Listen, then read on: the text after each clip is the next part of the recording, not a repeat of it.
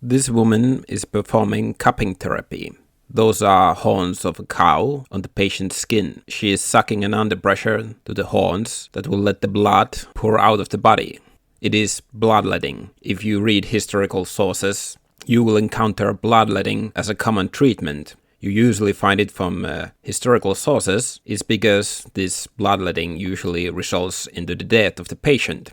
It is based on this ancient Greek humoral theory that the sicknesses are created from imbalance between four liquids in the body.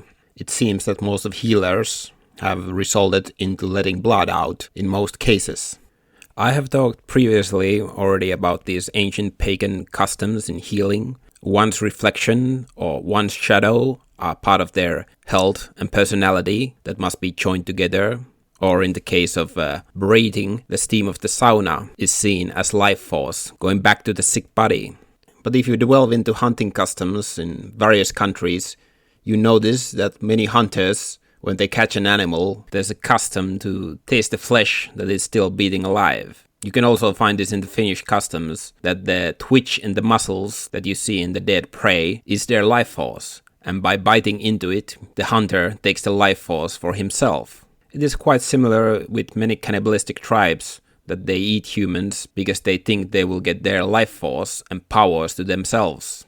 Obviously, eating humans is not a natural or ancient way, but hunting is, and people are very observant when it comes to nature. Even before modern biology, most uneducated hunters knew that if you want to catch a bear or wolf, you must fool its sense of smell. Now, how did they know that a bear or a wolf follow their prey with smell? Simple observation formed during many generations. Ancient people were quite clever. We don't give them enough credit for it. Of course, this cupping therapy is still performed as alternative science.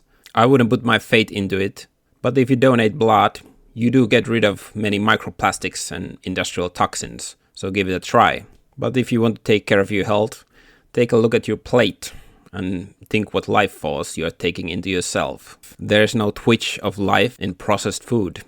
And the final piece of advice from the ancients, we should take account what their healers were called. In Finland, the healers were called intomies, meaning enthusiastic man. That is because their healing was a performance that was supposed to convey you in theatrical performance that something is getting done. And that's what the modern marketing is today. So remember that when someone is agitating you to the brink that you want to believe.